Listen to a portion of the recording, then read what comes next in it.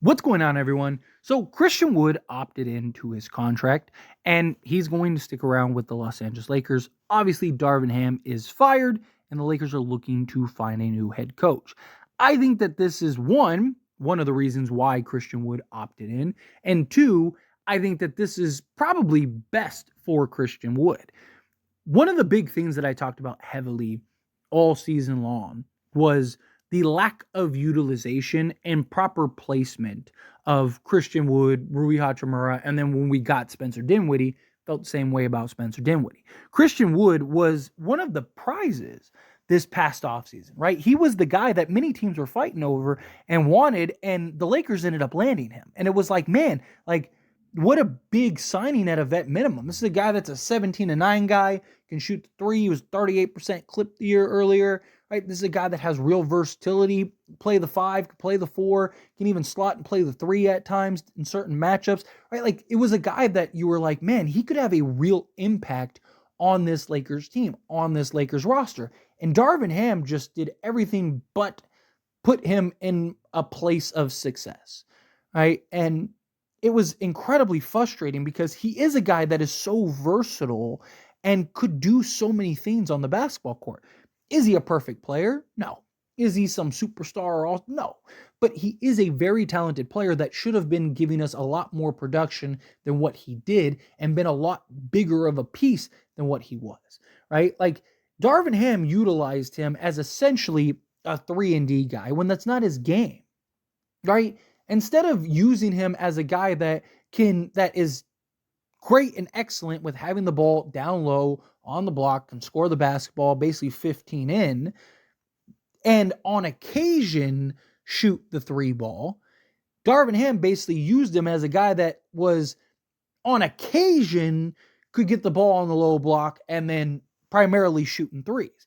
Most of the time when Christian Wood was scoring around the basket, it wasn't because it was a design play or, he was just established position and getting the, no, it was him getting the ball at the 3-point line and having to put the ball on the deck like he was a guard or a forward and get to the basket rather than a big man, because that's what he is. Yes, he has versatility. Yes, he can. We saw him, defend Kevin Durant at 3 and actually do an excellent job. Like, we've seen him be able to have this versatility, but I see him as a guy that just was terribly underutilized. And look, with Christian Wood, right? He's not this, like, he's versatile as a defender, right? He's actually pretty good defending out on the perimeter, right? Because he has such good length. He's got like a 7'2" wingspan, but he's good at just kind of keeping that distance and closing the gap. He also moves his feet well, right? He kind of navigate the pick and roll a little bit. And he is good as like the help defender, that blindside defender, but also if you can kind of funnel the offensive player into him, right? If he's kind of on an island one-on-one with like a guard, then he's getting torched. But if you as the defender can kind of lead your man to Christian Wood, then he's excellent at kind of being the cleanup guy, right? Kind of being the help. So he does have some versatility in that regard. And then also on the offense side, again, I'm not saying he's a guy that you have to, every possession that he's on the basketball court, you have to run your entire offense through. He's not somebody that it's like, oh, when he's on the basketball court, he needs to be a focal point in the offense. But to basically, have him take, a handful of shots and 70% of them are threes, it's just, again, that's not his game. And think of how many times over the course of the season the Lakers offense would just get so incredibly stagnant, or like we just couldn't buy a bucket. We'd go in these 5-minute scoring droughts or something crazy like that. And it's like, you have Christian Wood, you have Rui Hachimura. Instead of just having them stand around out at the 3-point line, why don't you put them on the block, dump the ball down to them, and see if they can generate some offense for you? Right? It's just, again, it's picking and choosing the spots, but also putting them in the position that best suits their skill set and provides that, right? Like, and it was incredibly frustrating watching Darvin Ham just operate and use Christian Wood the way that he operated and used Christian Wood. So my hope is that whatever coach comes in, whether it's, Sam Cassell, JJ Redick, whoever, right? Kenny Atkinson, whatever, right? My hope is that whoever comes in understands what kind of tool you have in Christian Wood and the versatility that he provides. Again, it's not saying that he's a guy that has to start. I'm not saying he's a guy that has to play 40 minutes a game. I'm not saying he's a guy that's going to be an all-star next year or anything like that. But he is a guy that can be very handy and very versatile and kind of be that Swiss Army knife and a real X factor in a lot of ways, right? Because, again, it gives you another guy that can go get you 15 to 20 on any given night if he's properly used and he's properly utilized, right? He's a guy that has just a very just specific skill set, right? Like, look at a guy like Nas Reed. And look, I'm not saying Christian Wood is necessarily Nas Reed in that, but the skill sets, right? He's similar size, similar length, right? The ability to stretch the floor and step out, but also can just put the ball on the deck and play a little bit around the rim, right? A Bobby Portis, right? Again, however you rank those guys, it's not about who's better. It's about having Christian Wood and allowing him to kind of play in that similar role, right? Being that versatile big man off the bench that can play the 5, can play the 4, but can also have an impact on both sides of the ball on any given night and on a regular basis, and just give you another option out there and another real scoring threat, right? Take some pressure off of your other guys, right? Even if the Lakers land another star, let's say it's a Donovan Mitchell, let's say it's Trae Young, right? Christian Wood's a guy that, can take pressure off of those guys. Christian Wood's a guy that, like, when Anthony Davis goes to the bench, you have a guy that can grab rebounds and he's not elite defensively or anything like that. Not nowhere near to the level of Anthony Davis, but he's a guy that can, hold his own on occasion. And he's had some good defensive sequences and look good on the defensive side of the ball on multiple occasions, right? But I also think you need to kind of really carve out a role and, again, put him in position to have some real success.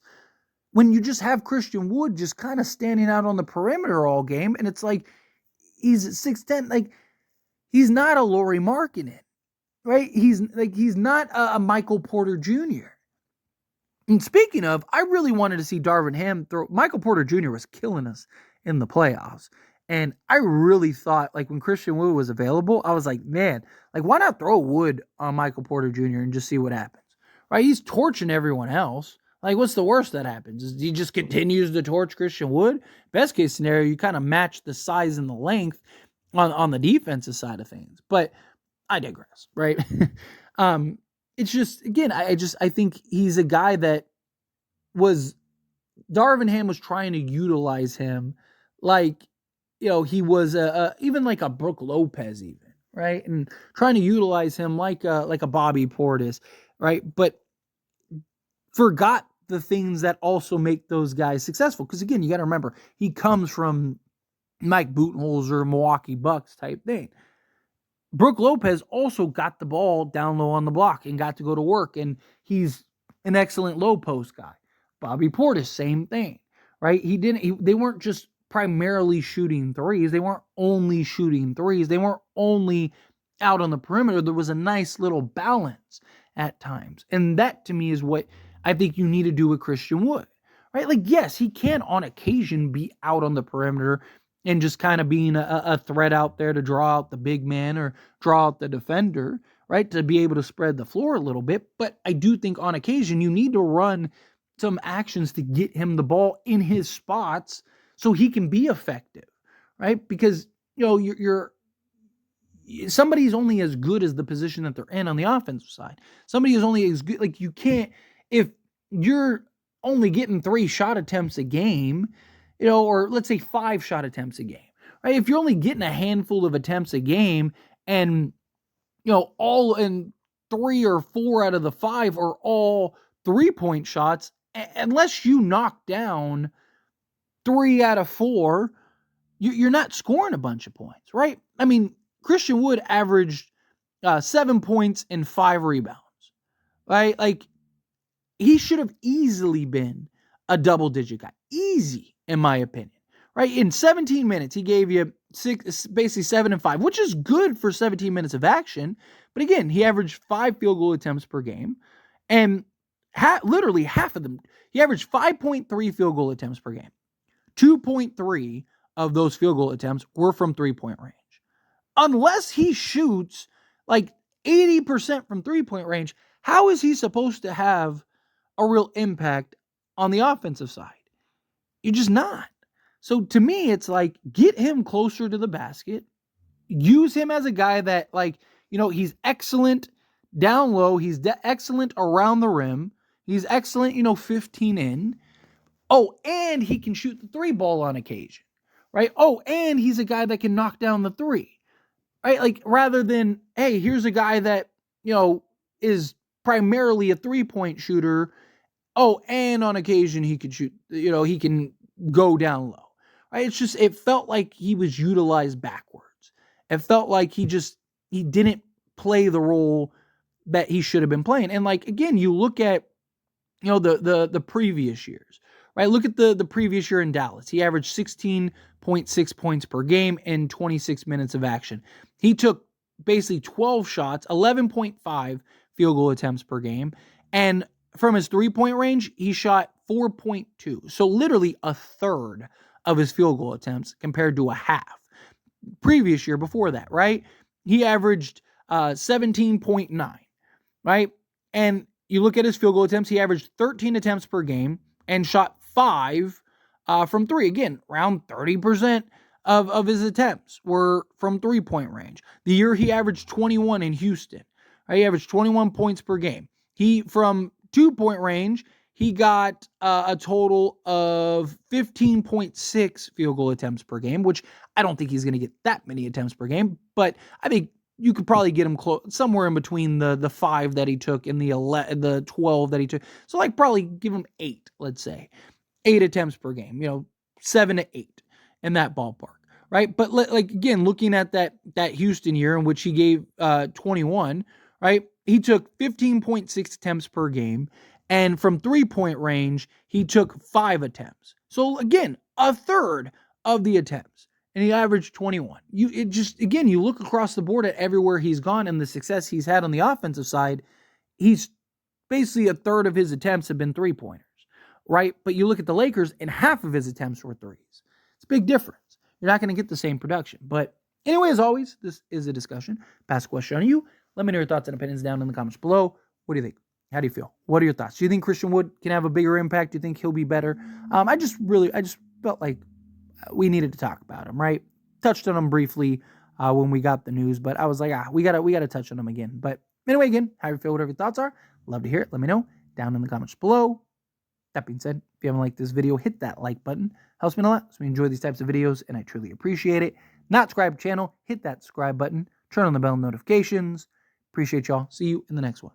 Thank you.